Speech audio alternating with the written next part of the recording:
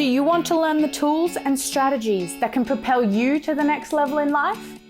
Do you want to understand how to maximize your fullest potential? Since 2001, Empower You has impacted and changed the lives of tens of thousands of people from around the world. And now we bring the life-changing experience to you. So welcome to the Empower You podcast with Brent Williams and Byron Dempsey, the podcast that delves into the ins and outs of the Empower You program and gives you a behind-the-scenes glimpse into what really goes on at these life-changing events. Okay, so this is episode 2 of the Empower You podcast. We're going to be talking about the 6 pillars, which is, I guess, the backbone of the program. We say they're the 6 most important ideas. We're going to be breaking up each one in not too much detail because we're going to do entire episodes on each one, but we want to go through the core concepts, I guess, that young people should be learning and why we teach them. But before we get into that, I'd love to know, what's the origin of the 6 pillars? Like, why did you come up with them? How did you choose these 6? How did that all happen? So I'm going to share with you something I've never shared before, actually. And I only just realized it as you asked me that question. So Empower You goes over a full Saturday, full Sunday. So we're talking 12 and a half, 13-hour days, big days. And over the course of each day, we have a whole lot of games, activities, and processes, but we also have a lot of theory and strategy. And so I draw them up on flip charts, so big kind of butcher paper flip charts. So by the end of the weekend, you've got maybe 40 or 50 ideas wrapped around the room. All colourful, visual. Yeah. And what happened is, no idea, when I first wrote Empower You, no idea stood above any other. They're all just, each idea I found relevant and important in each area. You didn't launch with the 6 pillars? No, never. Okay. No, it was just like, here's Empower You. Let me teach you this idea, this idea, this idea. And we had a bit of a flow to the weekend, like in terms of what order sections were. But yeah, there was no idea that was above any other. But of course, in running the program for so many years now, 20 of them, I realized what ideas I felt were most important for me. What were the ideas that I've truly used at the highest level? What were the ideas that I've seen participants use at the highest level? What was the feedback I was getting from the many thousands of graduates? And there was consistencies in what people were saying. That was the idea that was for me. That was the idea for me. And what happened was, as more and more I presented the program, I'd expand and thicken the ideas because I had more stories and references and examples to draw on. Now, there's a man called Brian Tracy. Have you heard of him? No. Okay, Brian Tracy is a very famous 80s and 90s sales expert. Him and Tom Hopkins, I think it was Tom Hopkins. I'm pretty sure that's his name. They were the 2 authorities on sales. Like John Maxwell is for leadership, these guys were sales guys. They had and famously, Brian Tracy would sell these audio packs. He'd do these big 5,000 stadium seminars, and he'd sell, here's my 21 irrefutable laws of sales. Here's my 15 pillars of marketing. And it was always these like very buzz titles. So I ran a seminar about a decade ago on wealth, and I called it the 9 Pillars of Wealth. I thought it was a really cool name. And so that name always stuck with me. And it was about 5 years ago that I made the decision. I thought, you know what? There's some ideas in this weekend that are the big ones. I'm going to call them pillars. And I'm going to call them the pillars because I really do believe that they are the backbone of everything we teach and Empower You. So there were originally 5 pillars. 5 pillars of Empower You. Yeah, you're talking about this because I was presenting. Yeah. Yeah, and then so there was 5 pillars of Empower You, but there's been an addition in the last 12 months. We've given a 6th pillar. And that's came about because it was just, again, there was the 5 pillars, but there was this one idea I'd teach, and I get so passionate about it. I mean, if anyone's seen me present, you know that in moments I get really fired up. I'm really like, do you get this? Like, it's almost like I want to shake a participant. Do you understand how good this is? Shh, listen. And so there are 6 pillars. So I always say that, if you don't remember anything of the weekend, but you remember these 6, that's all you need to do. Yeah. So that's how it came about. It was just over time, the quality rose. And it was just clear to me that these are the big ones. These are the things that land for people. These are the things that stick in people's memory and will have the greatest impact on them. That's not to say that all those other things aren't relevant, but those 6, they're the core ideas. So, and I guess at the end of the program, when you say, what's your favorite flip chart here? It's probably they were the common ones. Always. Everyone was saying, oh, that one. All right, let's make these the pillars. Yeah. It was rare that I'd get anything outside of those. Yeah, I'd say 80% of the answers were the 6 and 20% were just random ones. So should we break down the 6? Yeah. So pillar number 1, which is actually my entire favorite, I think. Well, I don't know. It's tough. It's tough. Yeah. But I'm just very passionate for young people to take on this one. I think the pillar number 1 is more relevant for my audience now than ever before. Yes, Yeah. because of social media, I think. Yeah. And that's comfort zones. Yeah. So, Yeah. we present it pretty early in the program because, Empower You is getting out of your comfort zone. But do you just want to explain, I guess, it's difficult because it's very visual, but we'll do our best to explain how comfort zones Totally. works. So I'm sure that everybody listening or watching this podcast has heard of that term before. Yes, of course. Like, I think, what's a comfort zone? Is what? But in saying that, let's explain what a comfort zone is. Because people might have heard of the term, but let's just expand on it. Yeah. So what is a comfort zone?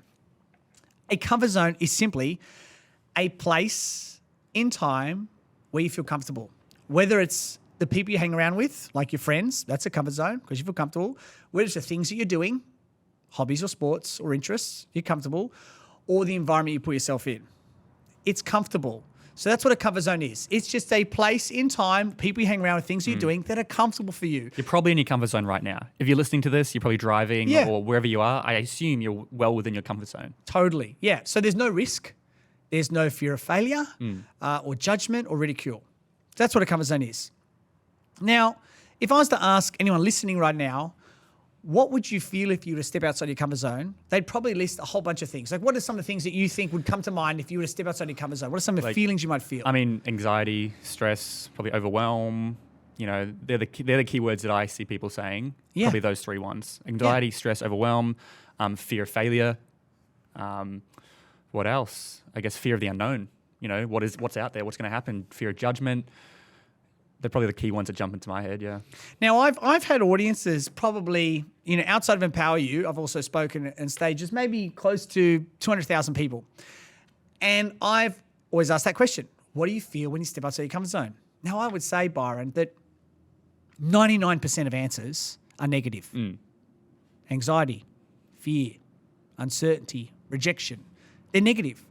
Now, what's important to recognize is if you associate stepping outside a comfort zone with a negative experience, do you want to step outside your comfort zone? Of course not. Of course not.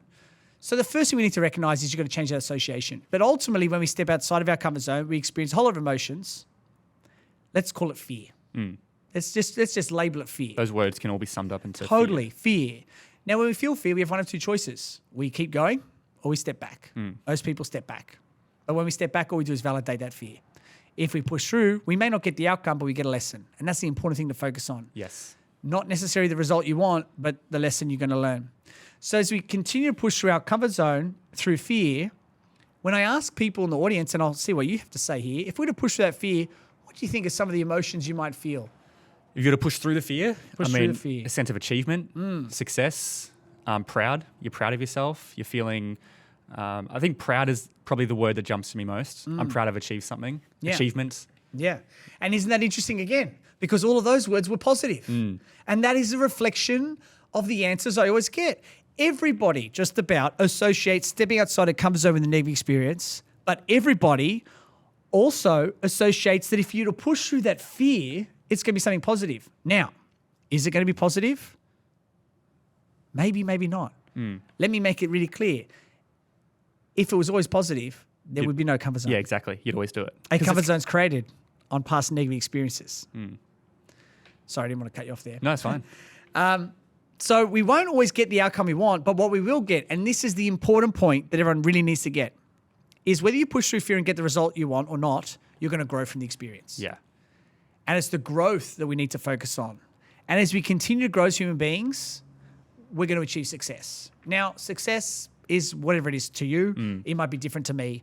Everybody listening and watching this podcast, everyone's got a different definition for success.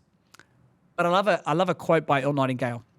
And he said that success is the progressive realization of a worthy ideal, which simply means success is you working on a goal that's of value to you and society. That's what it is. Yeah. Whether you achieve it or not. Yeah.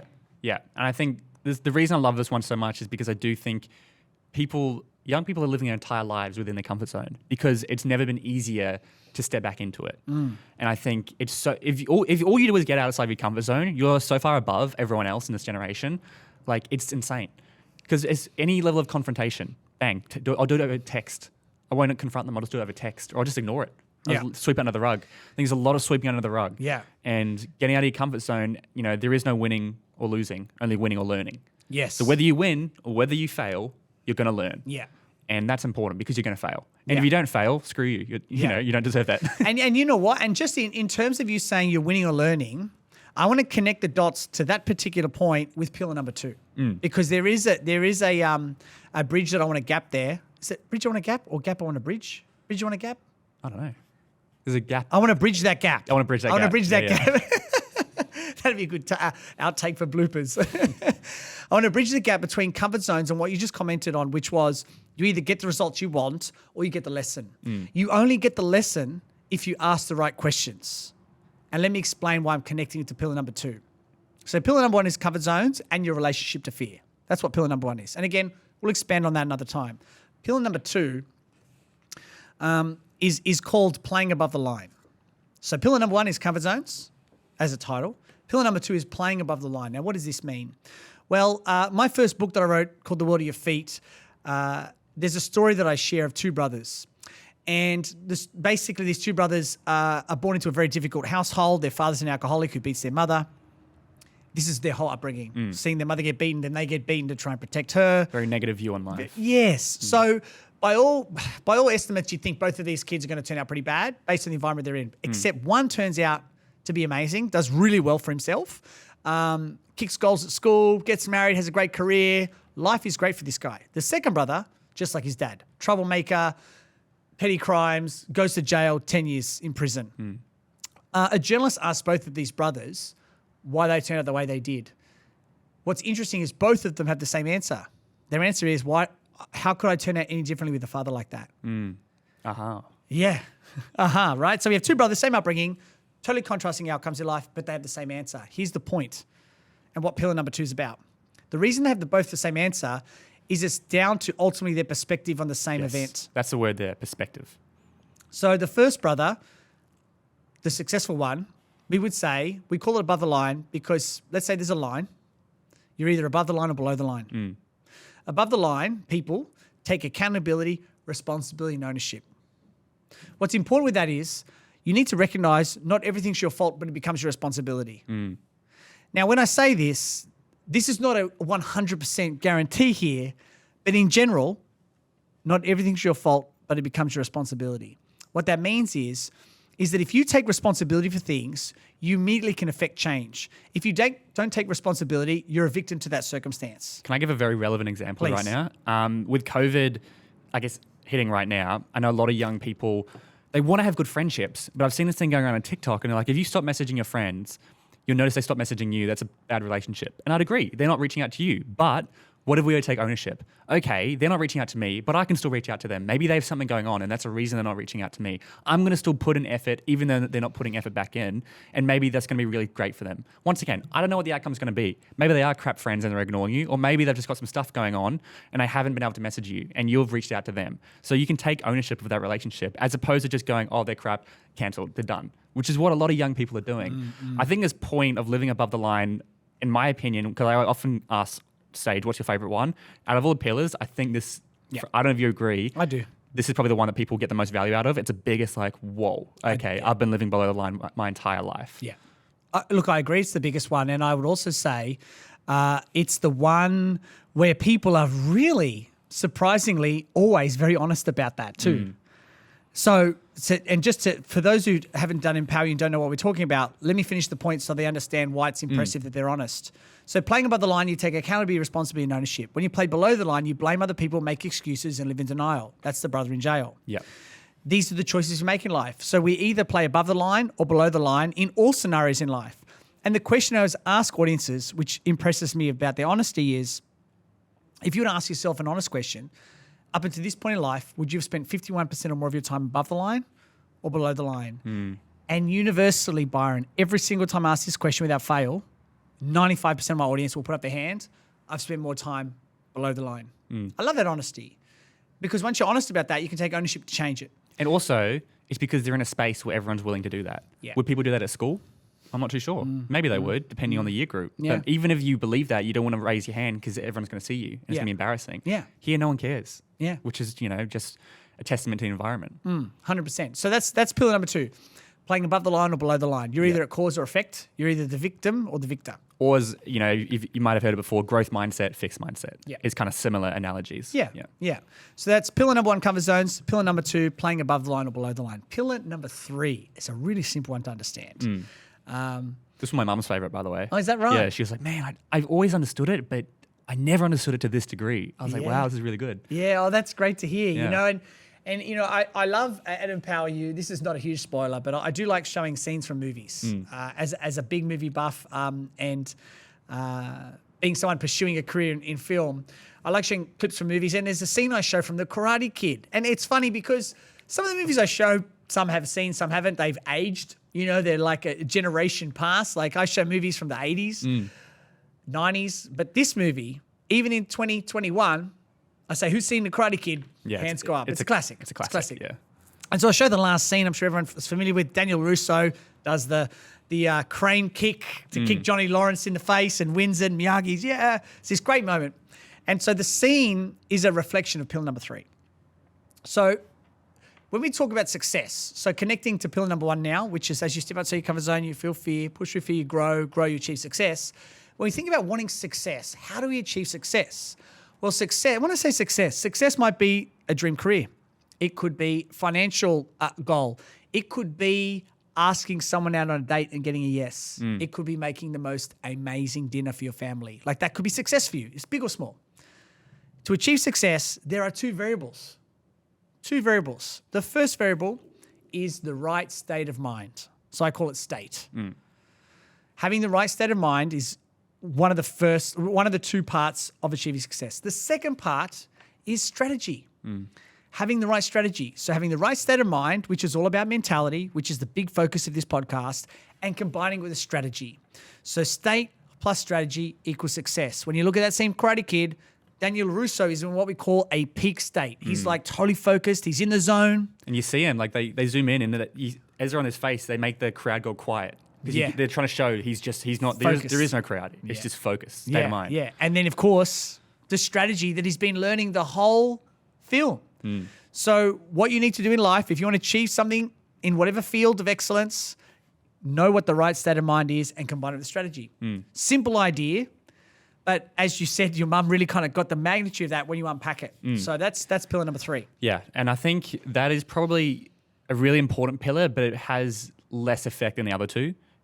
And from when people put their hands up, I think a lot of people enjoy it. They get it, but I feel like it won't click until later on. That one, it is kind of weird to understand. It's like, okay, because you haven't really done that much to the young people. There haven't been that many opportunities. Let me give a great example. And Annie, who I've mentioned to you, we did a clip and we're like, never wait outside the exam room before an exam. That is going to mess with your state of mind. Because you go out and you go, oh, have you done that question? No. Were you studying last night? No. Have you done this? No. Oh, are you ready for this question? No. Bang, you're shattered. You now got your state of mind. You're in the wrong state of mind. Opposite, yeah. So don't, just focus on yourself. You know what you're doing. Walk into the exam room, have a strategy, go and just focus on your state of mind. Very simple example. Doesn't have to be a sport or an action thing. It applies to anything. It does apply to anything. And, it's interesting that you've raised that comment that, you feel like a lot of people don't see the weight of that as much as they should. And I agree with you because how often, one of the things we do at Empower You is we teach you how to get into state. There's a whole lot of ways you can get into state. Yeah. You see athletes do it all the time. We've just watched the Olympics and you see how different athletes have different ways in which they get focused. Whatever it is, it might be a little power move. It might be just a little standing still. It might be, that girl that got silver medal in the high jump, the Aussie girl.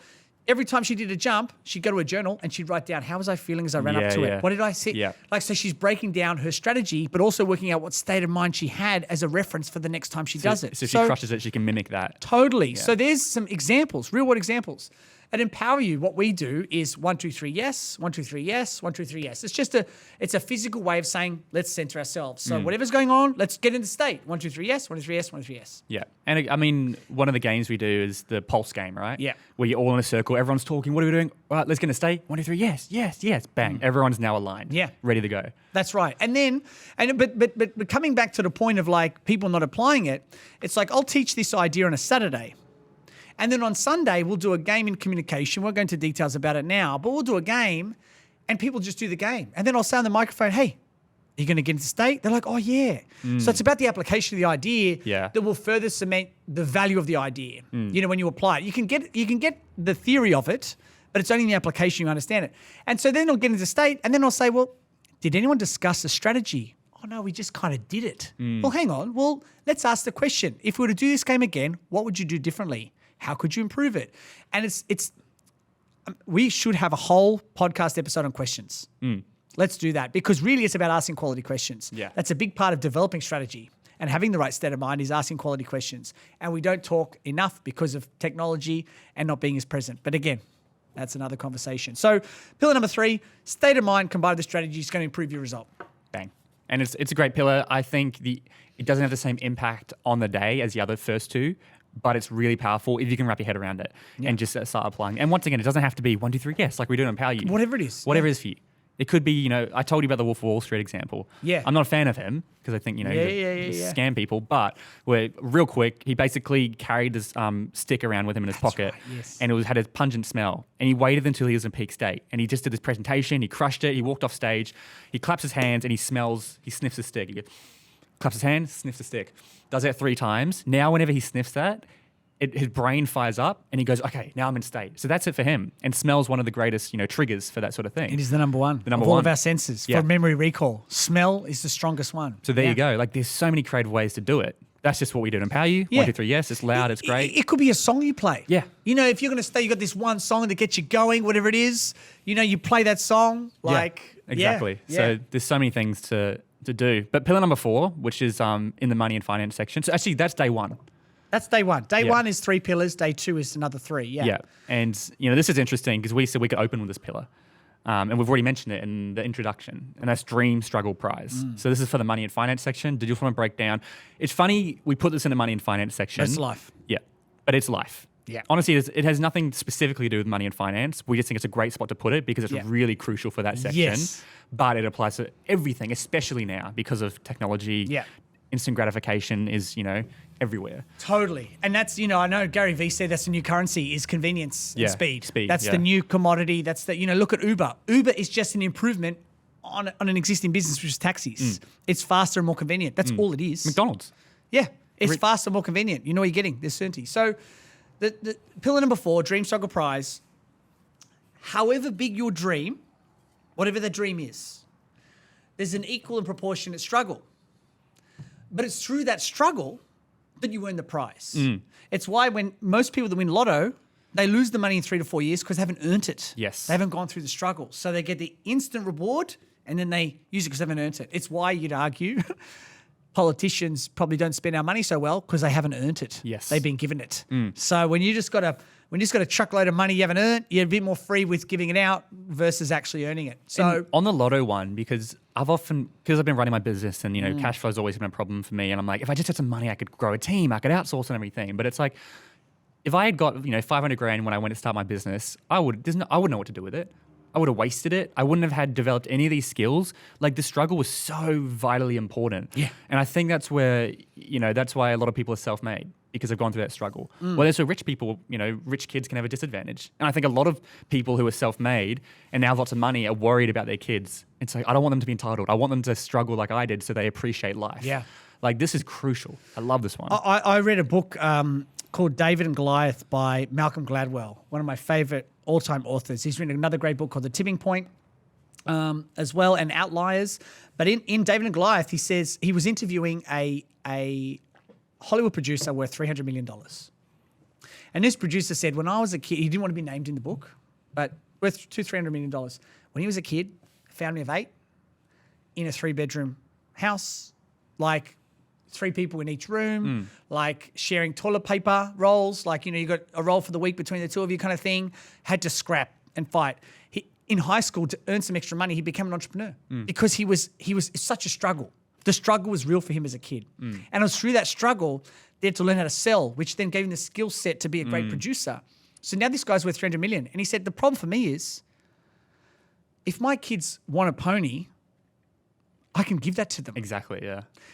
And it's, even though I try and instill the values that I learned it because I had to. Yeah. My kids don't have to. So he has a great fear because his children are never going to go through the struggle that he went through. And it's very hard for him to manufacture that. It's almost impossible. Yeah. It's like Luke, my mate. We were just like, our version of school would be dropping them off in Kazakhstan for 30 days with $50. Find your way home. Yeah. And it's like, yeah. And this comes back to, I think you mentioned earlier, which and Luke's a great example of that, is that I think we're talking about, we'll talk about gratitude another time, but like my son is lacking a bit of gratitude at the moment. He's 8 years old. All he wants me to do is buy him Transformer toys. I need another Transformer. I'm going on eBay. Dad, another Transformer. It's like, look, I always say to him, I said, I can buy this for you, Caden. I can buy them for you. But what's that going to teach you? And I'm really trying to instill gratitude. My wife and I always say, God, if we could just send him to Africa for 2 days, he'll be fine. Well, do you know what? I actually went to Thailand when I was 11 years old, and my parents had friends who ran a charity there, and we did some stuff. We did 2 weeks in rural Thailand and then 2 weeks on an island for my uncle and auntie's wedding. But the first 2 weeks, we were staying in dodgy places with mosquito nets and giant, like a huge spider, like the size of my hand. And we went to one of these villages and saw how the kids lived. And I gave them all packets of chips, and they ran around with packets of chips, just like protecting it like their life. And they, it was such a wake up for me. I was like, oh my God. Like I actually think that shaped who I was almost, having that experience. Perspective like that will breed gratitude because it gives you a different reality to what your life could be and how lucky you are for what you have. Yeah. So powerful. I mean, it was like, I'm mindful because we can get into so much stuff here. I know. But I remember when I climbed a mountain a number of years ago. I'll do a quick version of this. We can expand on another podcast. But I climbed a mountain in New Zealand years ago, and it was the most difficult thing I'd ever done in my life. 62 kilometers in 2 days, 3 kilometer ascension. I didn't realize how hard it'd be. I'm on top of this mountain like Frodo in Lord of the Rings, right? Looking down, and like I got shin splints. I'm in so much pain. I just want to roll. I just want to lay down and like have a helicopter pick me up. I was so done. But I'd hit my limit 4 or 5 times. But here's the thing. I had no choice. No exits. There was no exits. I had to get down off this mountain. So I pushed way past my barrier multiple times.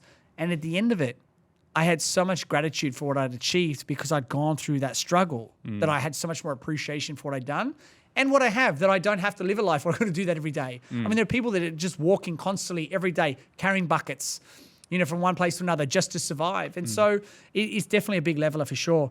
Have you read David Goggins' book, You Can't Hurt Me?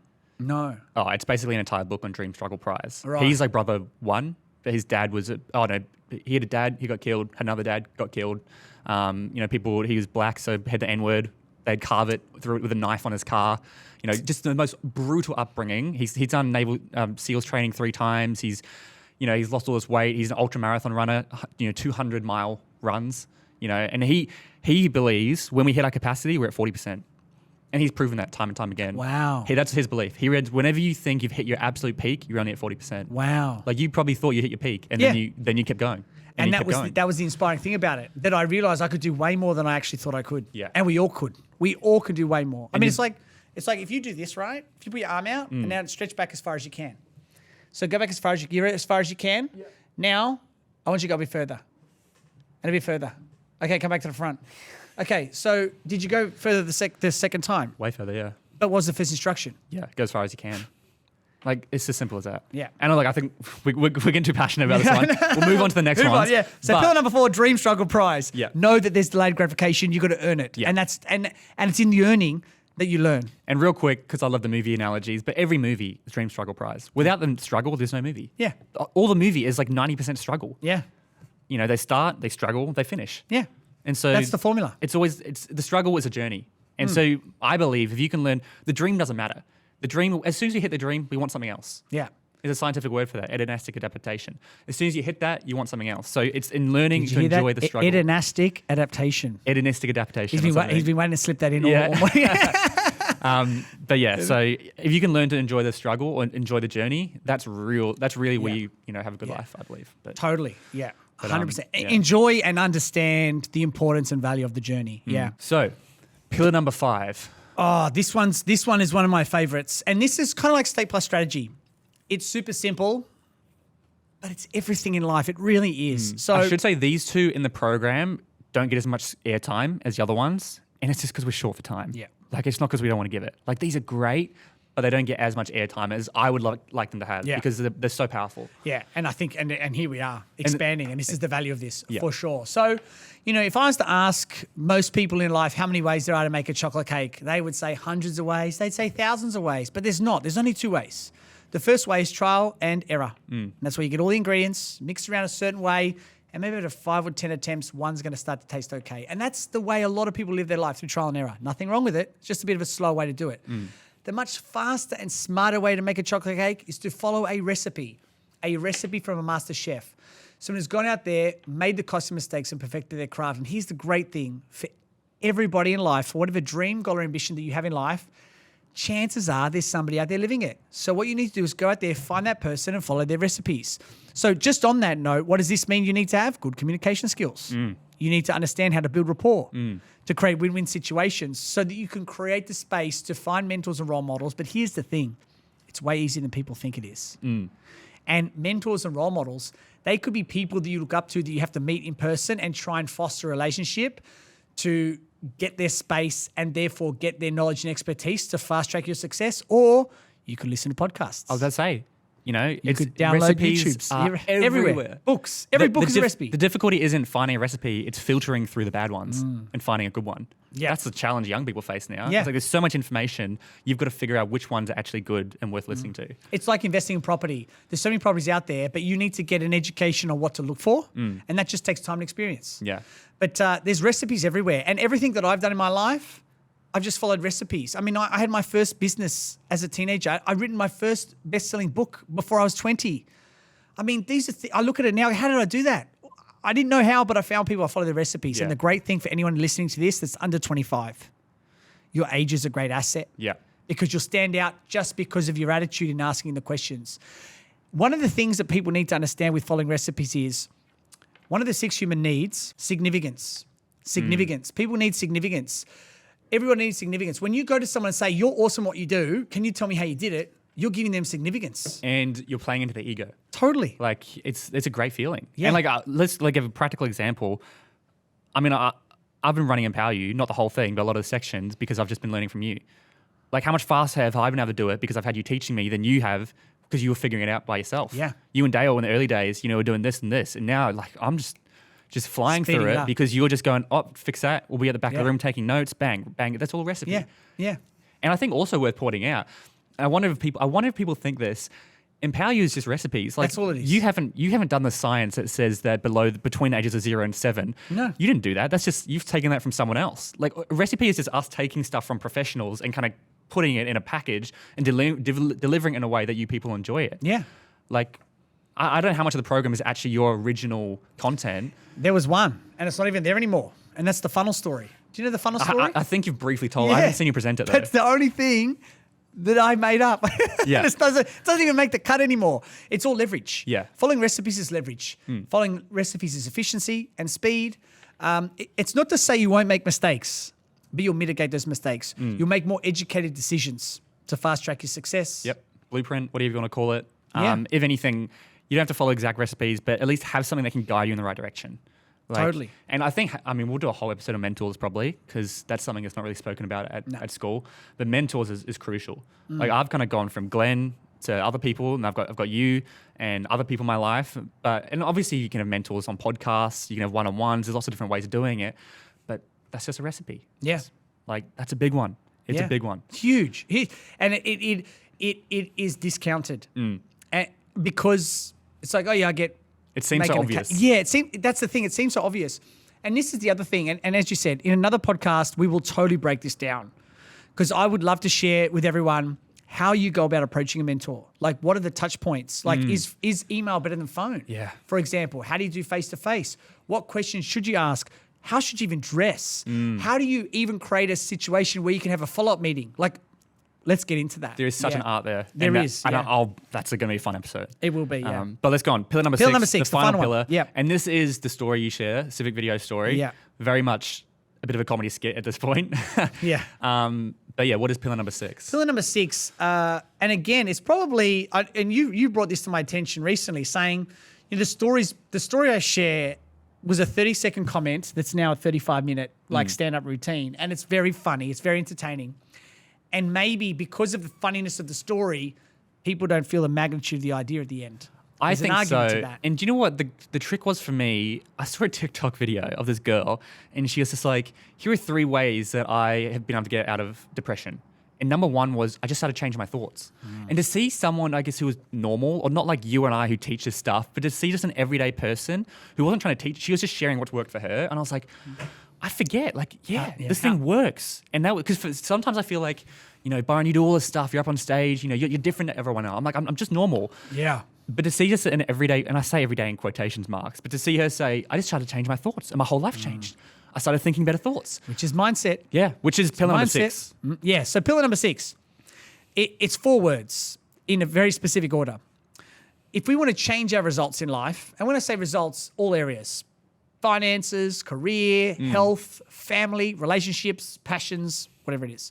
If we want to change our results, we have to ask ourselves the question, what determines those results? And what determines our results are the actions that we take. We take an action and it gives us a result. So then the question is, what determines our actions? Now, this is crucial. Every action that somebody makes is based on one of 2 motivations: to either avoid pain or to gain pleasure. That's really boiled down to it. I'm making this decision, I'm taking this action because I want to avoid some pain, or I'm taking this action, I'm making this decision because I want to feel pleasure. Sliding scale, but really they're the 2 motivators. So it's what determines our actions? It's our feelings that determine our actions. How we feel dictates our actions determine our results. So what determines our feelings? And this is the whole point of the story. What determines our feelings, no one else can control except for us, but everything influences. It's our thoughts. It's the quality of our thinking on a daily basis that will dictate how we feel, which will then impact our actions and will give us our results. You want to change your life, you want to change your results, you've got to change your thoughts. That's what this whole podcast is about. That's why you're listening right now. It's educating you in a way to challenge your thought process, to heighten your mentality, to ask better questions, to live a better life. Yeah. Thoughts. So what is it? It's thoughts dictate your feelings. That impact our actions, that determine our results. It's as simple as that. And and we'll unpack that obviously in another episode, but I think it's so powerful. We mentioned it before, whether you think you can or whether you think you can't, you're right. Yeah. And even a previous episode, the other week I was filming for my podcast, we were talking about this and just how if you perceive showing emotion as weakness, or if you perceive showing emotion as strength, you're right. Yeah. So whenever you see someone showing emotion, you're going to see them as weak. You're going to see everything that happens. You're going to see, the body posture will be like this, or they'll be, vulnerable. Whereas if you see it as a strength, you'll probably naturally, when you show emotion, you'll broaden your chest and you'll do all these different things. That's really short, but it's so powerful. And so, and obviously the story you share is about civic videos. So, it was a job that everyone hated, stacking the shelves. Yeah. But by having better questions, how can I have better thoughts around this? Let's turn it into a game. Let's gamify it. Yeah. Bang. Everyone around you is doing it and it becomes fun. Yeah. And you can see that in so many aspects. You can change the way you feel about anything if you ask enough questions. Like one of the things I hate doing, I don't like using that word, I hate peeling potatoes. Like it really used to irritate me, and it's like sitting there, and I sometimes cut my fingers on the the peeler. So then one day I said, well, okay, I hate doing this. I got to do it anyway. Can you do it one take? Is that what Yeah. you Well, do? no. I'll see how many. What's the minimum amount of peel? So my record is like 6, and it's completely peeled. 1, 2, 3. And so that's gamifying peeling potatoes. Yep. But all that is the quality of my thoughts, questions I'm asking myself, then dictating my feelings, actions, and results. So in summary, here are the 6 pillars. Pillar number 1, step outside your comfort zone to face fear, grow, and achieve success. Pillar number 2, play above the line by taking accountability, responsibility, and ownership to grow your circle of influence. Pillar number 3, have the right state of mind combined with a strategy to give you success. Pillar number 4, dream, struggle, prize. Have delayed gratification and know you've got to put the work in. Pillar number 5, follow recipes. People who have the results you want and can teach you the lessons to get to where you want to go. And pillar number 6, you want to change your results, change your thoughts. Yep. So those are the 6 pillars of Empower You. We discussed on the program. So powerful. And I'm excited to break them down into 30-minute episodes each. Yeah. There's so much more to unpack with those. We'll share more. If you struggle to understand them, that's what this podcast is for. Because I know, we teach a lot about Empower You. If people understand 60%, 80%, if they understand 80%, I'd be impressed. I think most people only get 10 to 20% their first time. I agree. But that's not it's there. That's why they revisit. They feel that hit of motivation.